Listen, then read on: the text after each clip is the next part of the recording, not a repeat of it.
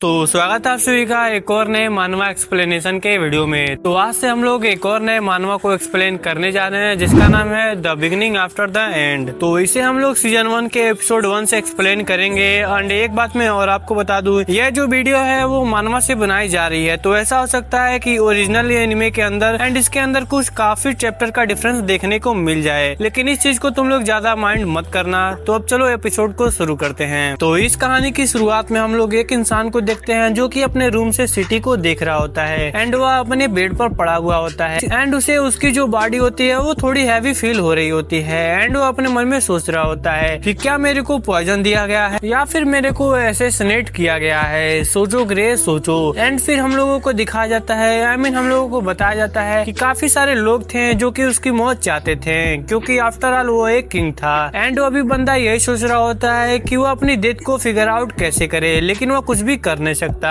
And वो आखिर में उसके मन में यही चल रहा होता है कि बेहतर यही होगा कि उसे आखिर में पंख वाले बच्चे की आवाज ना सुनाई दे। एंड देन तभी हम लोग एक आवाज सुनाई जाती है जो होती है congratulation sir and madam, he is a healthy boy. And अभी अपने मेन कैरेक्टर को ऐसा लगता है कि शायद अभी उसका जन्म हुआ है एंड अभी उसके सामने उसके पेरेंट होते हैं जो कि उसकी तारीफें कर रहे होते हैं उसके क्यूट चेहरे के बारे में एंड उसकी लैंग्वेज वो समझ पाता है। एंड इस सीरीज में अपना जो मेन कैरेक्टर है उसका नाम होता है आर्थर और उसकी जो मॉम होती है उसका नाम होता है एइसेस एंड जो उसके फादर होते हैं उसका नाम होता है रेनोल, जिसको केवल हम लोग रे भी बोल सकते हैं। एंड अभी जो आर्थर होता है ना उसकी सराउंडिंग काफी नॉर्मल होती है और फिर हम लोग देखते हैं कि उसकी मॉम उसे पकड़े हुए होती है और जो अपना छोटा आर्थर होता है ना वो काफी नर्वस दिखाई दे रहा होता है और अभी आर्थर अपने मन में सोचता है कि मैं हूँ कहाँ। एंड फिर हमें उसका एक काफी बड़ा सा घर दिखाया जाता है जिसको तुम लोग खुद देख सकते हो। एंड फिर हमें आर्थर के पेरेंट के बारे में बताया जाता है जैसे कि उसकी मॉम जिनका नाम है एलाइस एंड वो काइंड हार्ट है एंड उसकी अच्छाइयों को भी बताया जाता है। एंड उसके जो फादर हैं उनका नाम रे है एंड वो भी सेम ही होते हैं। एंड फिर आर्थर अपने मन में सोचता है कि मैं थैंकफुल हूँ कि मेरा इतना लवलिंग फैमिली में जन्म हुआ। My life is my will, my life was filled with difficulties that I wouldn't wish upon even my enemies. And अभी जो उसके छोटे हाथ और पैर होते हैं ना उसका उस पर किसी तरह का कोई कमांड होता ही नहीं, लेकिन अभी भी काफी सारे काम होते हैं जो खुद नहीं कर सकता।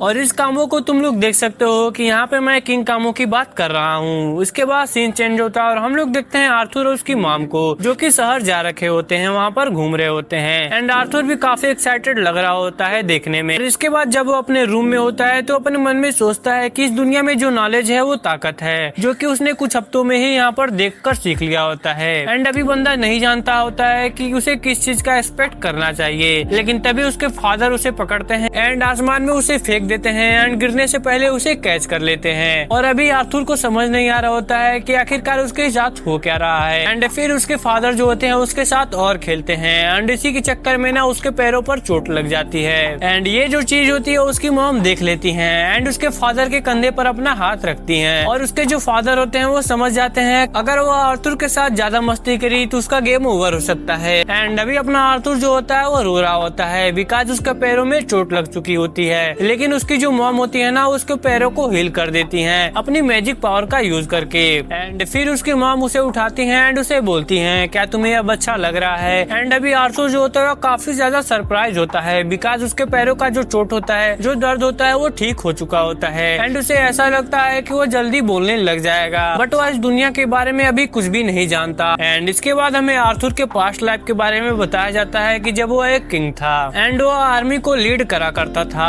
ऑल ओवर वर्ल्ड में एंड वो पूरी दुनिया में डुएल के लिए अपनी कंट्री को भी रिप्रेजेंट करा करता था। लेकिन इतने सारे अचीवमेंट के बाद भी I have never been as a proud as I am in this moment. And इसके बाद हम लोग देखते हैं आर्थर को जो कि जमीन पर रेंग रहा होता है एंड वो रेंगते मिरर की तरफ जा रहा होता है एंड इसकी जो मॉम होती है उसके डैड को बोलती है रे क्या तुम श्योर हो ना कि वो कॉर्नर से नहीं टकराएगा। तो उसके डैड जो होते हैं वो जवाब देते हैं अगर वो सेल्फ के काफी पास चला गया तो तुम उसे रोक देना, लेकिन ऐसा कुछ होता है नहीं। जो आर्थर होता है ना वो सक्सेसफुली मिरर के पास चला जाता है एंड वो मिरर में अपने आप को देखने लग जाता है एंड उसके जो मॉम डैड होते हैं ना वो उसका इतना ज्यादा क्यूट चेहरा देखने के बाद ना काफी ज्यादा खुश हो जाते हैं। एंड अभी जो आर्थर होता है वो इतना बड़ा नहीं हुआ होता है, लेकिन वो लड़कियों का दिल तोड़ने के लिए एकदम रेडी होता है। और फिर सीन शिफ्ट होता है और हम लोग देखते हैं कि जो आर्थर की मॉम होती है वो उसे सुलाकर कहीं जा रही होती है एंड तभी अपने आर्थर की आंखें खुलती हैं एंड फिर बंदा अपने अपने मिशन को शुरू कर देता है, जहाँ पर वो काफी मशक्कत करने के बाद छुपते छुपाते आता है एंड वो उस जगह पहुँच जाता है जिस जगह किताबें रखी हुई होती हैं। एंड अभी जो आर्थर होता है वो किताबों की तरफ देख रहा होता है एंड फिर हमें उसका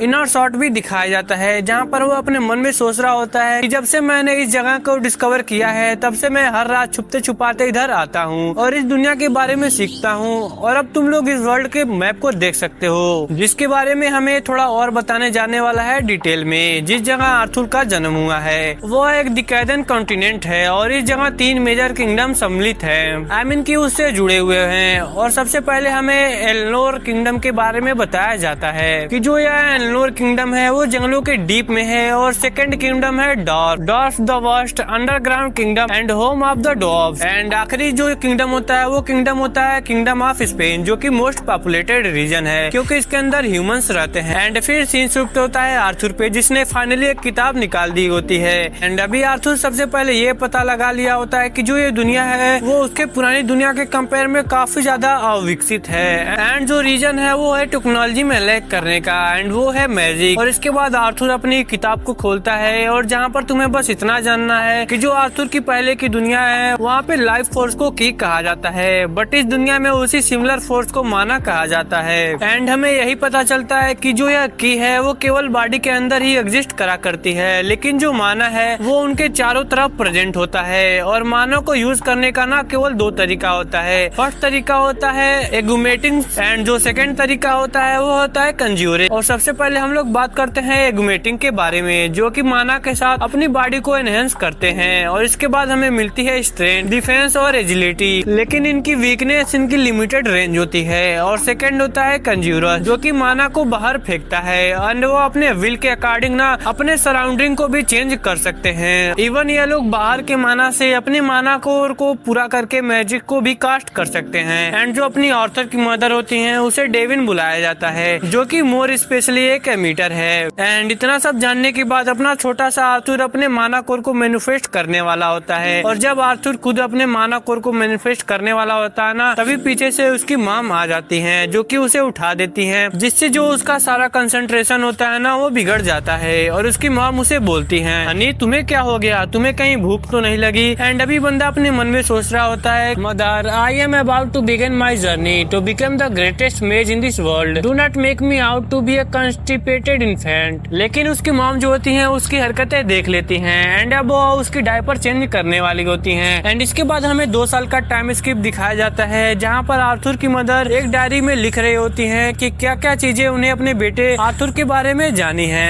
एंड फिर हमें बेसिकली आर्थर के बारे में बताया जाता है कि आखिरकार वो कितना सुंदर है, कितना खूबसूरत है, उसके जो बाल हैं, उसके आंखें, तुम लोग जान के क्या करोगे, क्योंकि तुमसे तो बंदी पटने वाली नहीं, तो आर्थर से ही सही। और फिर हम लोग उस समय को देखते हैं जब आर्थर अकेला होता है अपने कमरे में एंड वो अपने कमरे में खिड़कियों से अपने डैड को देख रहा होता है, जहाँ पर उसके डैड कुछ मिनट से किसी चीज पर फोकस कर रहे होते हैं। जो उनके सामने पड़े पत्थर होते हैं ना, वो अपनी पावर्स का यूज करके बड़ी मुश्किल से सभी पत्थर को आसमान में उड़ा देते हैं, जो देखकर अपना आर्थर भी चौंक जाता है। लेकिन अगले पल जो उसके फादर होते हैं ना, वो बिना कुछ ज्यादा इफर्ट डाले जो पत्थर होते हैं उन्हें बड़ी मुश्किल से आसमान में उड़ाए थे, उन्हें वो नीचे गिरा देते हैं थ्रो करके, जो देखकर आर्थर भी लाइक अबे यह क्या था वैसे। लेकिन जब आर्थर के फादर ना अपने बेटे को नोटिस करते हैं तो उसे अपना थंब दिखाते हैं एंड उसे बोलते हैं तुम्हारे फादर ऑसम है ना। लेकिन फिर आर्थर जो होता है वो एक अजीब सा चेहरा बनाता है एंड अपने मन में सोचता है क्या बस इतना ही, 3 मिनट अपने पूरे कंसंट्रेशन के साथ किसी चीज को उड़ाया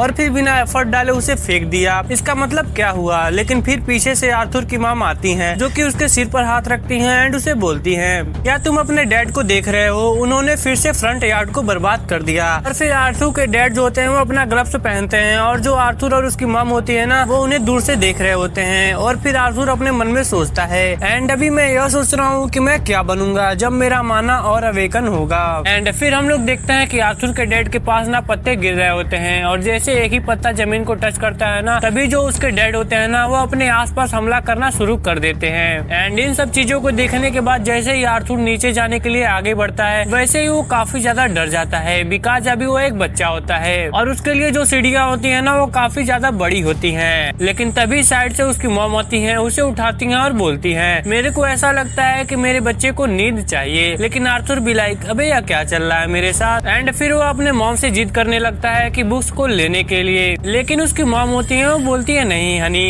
इस टाइम नहीं, तुम्हारे सोने का टाइम है अब। जो सब सुन के आर्थर को ऐसा लगता है कि अभी उसके पास कोई भी चॉइस नहीं है। एंड इसके बाद वो प्यारा सा खूबसूरत सा चेहरा बनाता है और बोलता है प्लीज मॉम। और यह चेहरा देखने के बाद उसकी मॉम के पास कोई भी ऑप्शन नहीं होता एंड वो यहाँ पर पिघल जाती हैं अपने बेटों को देखकर, और उसे फाइनली वो इजाजत दे देती है बुक को पढ़ने के लिए। एंड इसके बाद हम लोग देखते हैं कि जो अपना आर्थर होता है वो पढ़ाई कर रहा होता है, लेकिन अचानक से उसकी मॉम को कुछ आवाज आती है एंड फिर वो चले जाती हैं आर्थर के डैड के पास, क्योंकि उन्हें ऐसा लगता है कि शायद उसके डैड ने एक और ट्री को नॉक डाउन कर दिया है। एंड उसके मॉम के जाने के बाद तुरंत ही बंदा अपने मन में सोचता है कि मेरे पास बिगेस्ट एकम्प्लिशमेंट है कि वो दुनिया के नॉलेज को ग्रहण करने को छोड़कर वो यह है कि अभी मैं माना कोर को फॉर्म करने का प्रोग्रेस में हूँ। I spend this last 2 years moving the tens of thousands of tiny fragment of mana inside my body. और अब देखकर ऐसा लग रहा होता है कि कुछ होने वाला है, और फिर हमें आर्थर का माना कोर दिखाया जाता है। और जब वो लोग आर्थर के मॉम डैड अपना काम कर रहे होते हैं ना, तभी कहानी में एक ट्विस्ट आता है। आर्थर की मॉम के पीछे जो उनका घर होता है ना वो ब्लास्ट कर जाता है, लेकिन सही वक्त पे आर्थर के डैड ना उसके मॉम को बचा लेते हैं, और जो उनपे फायर अटैक आने वाला होता है ना खुद ऑब्जर्व कर लेते हैं। एंड इसी के साथ अपना जो एपिसोड होता है वो यहीं पर खत्म होता है। तो कमेंट बॉक्स में जरूर बताना कि तुम्हें यह एपिसोड कैसा लगा, और हाँ अगर ये सीरीज तुम लोग चाहते हो कि मैं कंटिन्यू करूँ तो कमेंट बॉक्स में जरूर बताना। तो चलो मिलते हैं